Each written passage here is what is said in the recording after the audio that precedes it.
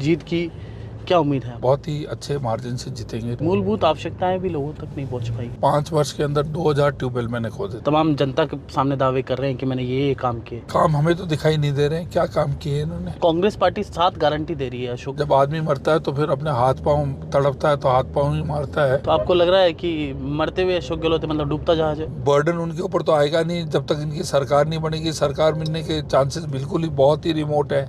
आपकी सरकार आएगी तो आपके क्षेत्र में जो किसान भाई हैं उनका संपूर्ण कर्जा माफ होगा। वो हाई कमांड ये निर्णय लेगी, इसमें मेरा कोई स्ट्रेचर नहीं है। अब अभी घर घर जा रहे हैं वोट मांगने, तो किस बात पे वोट मांग? जनता ये कोशिश करेगी कि ज़्यादा से ज़्यादा हमारे बीजेपी को जिताए।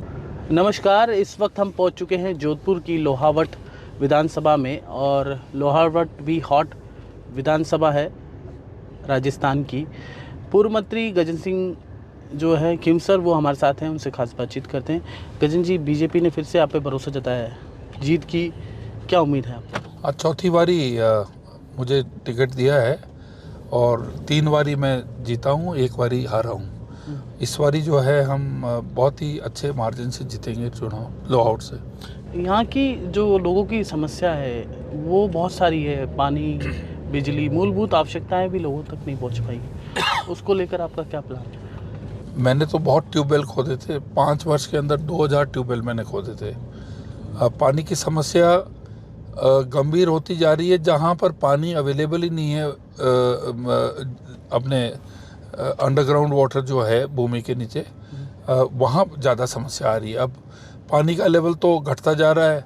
अब जब तक है तब तक तो कोई प्रॉब्लम नहीं है, पर जब बिल्कुल ख़त्म हो जाएगा, जहाँ ख़त्म हो गया वहाँ पर समस्या है।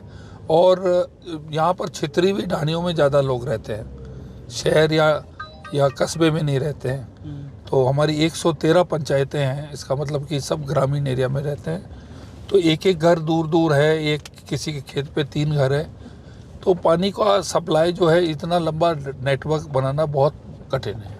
सर, जो पूर्व में अभी विधायक है वर्तमान में कृष्णा बिश्नोई, आपके सामने भी पहले चुनाव लड़े थे, वापस से कांग्रेस पार्टी ने उन पर भरोसा जताया। वो तमाम जनता के सामने दावे कर रहे हैं कि मैंने ये काम किए। आपका क्या कहना है उस पर? ठीक है, वो काम हमें तो दिखाई नहीं दे रहे हैं, क्या काम किए इन्होंने।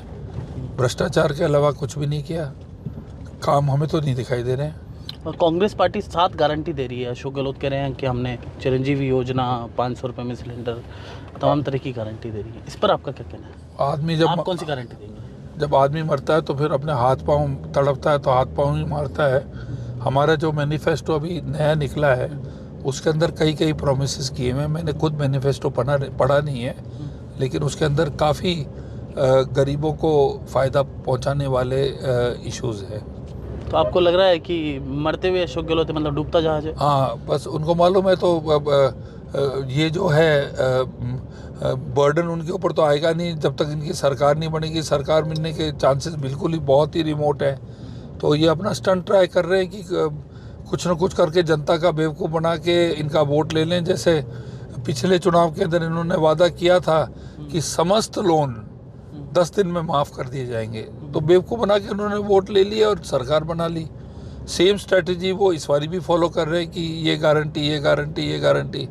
पर जनता को मालूम है पिछली बारी जो समस्त लोन माफ़ करने वाली स्कीम थी 10 दिन के अंदर, वो बिल्कुल ही फेलियर रही। गजन जी, मैं इसी सवाल पे आ रहा था, क्योंकि इस विधानसभा के अंदर अधिकतर जो लोगों का व्यवसाय है वो कृषि है, किसानी से जुड़े हुए लोग हैं, और किसानों को कर्जा माफ़, क्या आप वादा करते हैं कि आपकी सरकार आएगी तो आपके क्षेत्र में जो किसान भाई हैं उनका संपूर्ण कर्जा माफ़ होगा? ये तो पॉलिसी जब हमारी पार्टी जब अपन पावर में आएंगे, हाई कमांड ये निर्णय लेगी। इसमें मेरा कोई स्ट्रेचर नहीं है कि मैं फिर भी आप प्रयास करेंगे अपनी तरफ से? प्रयास तो करेंगे जी, बिल्कुल करेंगे। किसानों को जितना भी गरीबों को बेनिफिट दिला सकें वो तो हम बिल्कुल प्रयास करेंगे, 100% करेंगे। अब अभी घर घर जा रहे हैं वोट मांगने, तो किस बात पे वोट मांग रहे हैं? मोदी सरकार की किसान की जो नीति है, किसानों को लेकर अच्छी योजनाएं जो मोदी सरकार लेके आई है, उस पर वोट मांग रहे हैं या खुद के विकास पिछले बार? नहीं, हम तो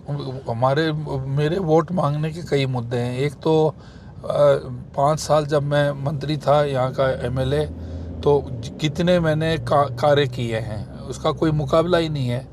और जो अभी वर्तमान एमएलए है उसने जो भ्रष्टाचार फैला रखा है, हर अधिकारी से पैसा लेना करना, और उनको बदल नहीं सकता क्योंकि वो कमाऊ पूत है। फिर उसके बाद जो कोई भी सोशल मीडिया में उसके खिलाफ कुछ लिख दे तो वो अरेस्ट करवा देता था पुलिस से, लोकतंत्र का गला घोटने की कोशिश कर रहा था। तो ये सब मुद्दे जो हैं, और फिर आखिरी मुद्दा एक और है कि मोदी जी का जो चुनाव है प्रधानमंत्री का चुनने का, वो आज से 5 महीने दूर है, 6 महीने दूर। तो अगर हम जनता को यही कह रहे हैं कि विधानसभा में हम मजबूत होंगे, ज़्यादा सीटें आएंगी, तो हमारी राज्यसभा में भी ज़्यादा सीटें आएंगी, और ज़्यादा एमएलएज होंगे तो एमपीज ज़्यादा जीतने के चांसेस हैं। तो इसीलिए जनता ये कोशिश करेगी कि ज़्यादा से ज़्यादा हमारे बीजेपी को जिताए, ताकि लोकसभा चुनाव जो बिल्कुल ही नज़दीक है उसके अंदर मोदी जी प्रधानमंत्री बने। सर, इस विधानसभा के अंदर आपकी लोहावट विधानसभा के अंदर जाट, विश्नोई, एससी और मुस्लिम बाहुल्य है, तो इसको लेकर आपके पास जातिगत समीकरण साधने के लिए क्या आपके पास? ये आपको गलत आंकड़े दिए हैं। सबसे ज़्यादा जनसंख्या वोटर की है वो है राजपूत है नंबर 1, सबसे हाईएस्ट वोट्स हैं राजपूत के। उसके बाद है बिश्नोई और जाट के इक्वल है, ठीक है ना। उसके बाद के अंदर मतलब शेड्यूल कास्ट तो सबसे मतलब 55,000 तो शेड्यूल कास्ट है, जिसके अंदर कई जातियाँ आ जाती हैं, और फिर मुसलमान लगभग 23-24 हैं। तो ये basically schedule caste, Rajput, Jat, Bishnoi और मुसलमान, फिर ओबीसीज है। ओबीसी भी काफ़ी है जो बीजेपी का वोट बैंक है। जी सर, आप पिछली बार 40,000 से चुनाव हारे थे, इस बार क्या 40,000 से जीतेंगे, ऐसा कुछ प्लान? देखिए, ऐसा है कि ये 40,000 जो आप पॉइंट आउट कर रहे हो, ये ऐसा ही है कि आप कहते हो कि ये बैट्समैन ने पहले मैच के अंदर 100 रन बनाए, दूसरे मैच में 50 बनाए, तीसरे में 70 बनाए, और इस बार ही 10 रन पे आउट हो गया। तो मैं तो अच्छे मार्जिन से पहले के 3 चुनाव जीत के आया हूँ। इससे पहले 20,000 के जीत के आया हूँ, और उस टाइम वोटर भी कम थे। तो ऐसा कुछ नहीं है। मैं 40,000 से मैं हारा था, तो मैं आपको इस बार 40,000 के। तो इस बार आपकी पिच तैयार है, मतलब देखो, हमारी बहुत डिफिकल्ट पिच है बीजेपी के लिए जो है। अब जैसे अभी इंडिया में जो मैचेस हो रहे हैं 400 रन 350 बन रहे हैं, वही पिचेस जो इंग्लैंड के अंदर है जो जिसमें आउट जल्दी हो जाते हैं। तो आप कहते हो कि भाई मैं तो इंडिया में इतने रन बनाए और मैं इंग्लैंड के अंदर इतने कम बनाता हूँ, तो वो तो पिच के ऊपर है। तो ये पिच जो है ये बेसिकली कांग्रेस को फेवर करती है। उसके बावजूद मैं 2 बारी जीत गया, और इस बारी जीत जाऊंगा तो 3 बारी हो जाएगा आउट ऑफ 4। तो हम मेहनत बहुत करते हैं। और आपकी फील्डिंग लाइन की बात करें तो पूरा सेट है मामला? हाँ, बिल्कुल सही है, बिल्कुल सही है। मतलब डे बाय डे जो है, आज अगर पोलिंग हो जाए, अभी तो हमारे पास 6 दिन और हैं, आज पोलिंग हो जाए तो हम अच्छी बहुमत से आज ही निकल जाएं। फील्डिंग सेट है मतलब? बिल्कुल, बहुत बढ़िया है, बहुत बढ़िया। विकेट कीपर भी अच्छे हैं, बहुत बढ़िया, बहुत हमारा पूरा सेट है। फील्ड और दिन बे दिन बढ़ता जा रहा है, उल्टा बढ़ रहा है एवरी डे। अब 2,50,000 से ज़्यादा मतदाता है शायद, आई थिंक। हाँ, 2,75,000 है। तो मतदाता ज़्यादा से ज़्यादा वोट हो, और आपको जनता वोट क्यों करे, इसके लिए एक हमारे देखिए, सबसे इम्पोर्टेंट चीज़ है कि आरएलपी भी लड़ रही है ना। आरएलपी लड़ रही, तो उसमें कांग्रेस के वोट डिवाइड हो रहे हैं, हमारे नहीं। इसीलिए मैं कह रहा हूँ कि हमारे वोटों का अंतर बहुत ज़्यादा रहेगा, क्योंकि आरएलपी जो है वो कांग्रेस के वोट बैंक तोड़ रही है। हमारा जो ओबीसी का वोट बैंक है, जो आरएलपी से कैंडिडेट विश्नोई खड़ा है, तो विश्नोई वर्सेस विश्नोई फाइट में ये दोनों आपस में वोट बांटेंगे। और जो मुसलमान भी कुछ जाएगा आरएलपी को, जाट तो पूरा ही जा रहा है। तो वो वोट जो है वो मेनली 80% कांग्रेस के वोट जा रहे हैं, 20% हमारे जा रहे हैं। तो राजपूत मतदाता भी कुछ नाराज है? नहीं, बिल्कुल, राजपूत मतदाता 101% एक साथ एकजुट हो गए, क्योंकि 5 साल में कृष्णा राम ने राजपूतों को बहुत ही प्रताड़ित किया, और वो घाव उनके लिए बहुत अहम है, और वो एक हो गए सब। ये तो मैंने देख लिया। सर, कन्हैयालाल जैसी घटना नहीं हो, इसको लेकर आपका क्या कहना है कि आपकी सरकार सत्ता में आते हैं तो ऐसी घटना, अपीजमेंट की, तुष्टीकरण की राजनीति इस तरह से नहीं हो, तो उसको लेकर आपका क्या कहना है हमारे? वो कन्हैयालाल, वो जो पार्टी जो डिसीजन लेती है, वो इसमें हमारा बोलना उचित नहीं है।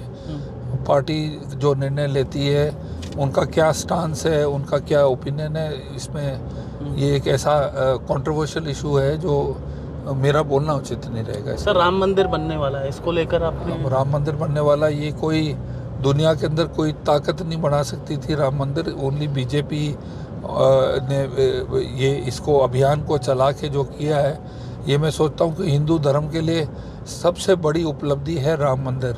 और इसके अंदर भगवान का भी, राम का भी आशीर्वाद था, नहीं तो ये होना हमें असंभव दिख रहा था, नॉट मतलब ऑलमोस्ट इम्पॉसिबल। तो अगर आप विधायक बनते हैं तो रामलला हम आएंगे, मंदिर वहीं बनाएंगे, तो आप जाएंगे वहाँ पर? मंदिर तो बन ही रहा है। बिल्कुल जाऊंगा जी, मैं तो बिल्कुल जाऊंगा। जनवरी में तैयार हो जाएगा तो जनता को लेके, जनता चलना चाहे तो मैं तो जाऊंगा, मेरे परिवार के साथ तो जाऊंगा।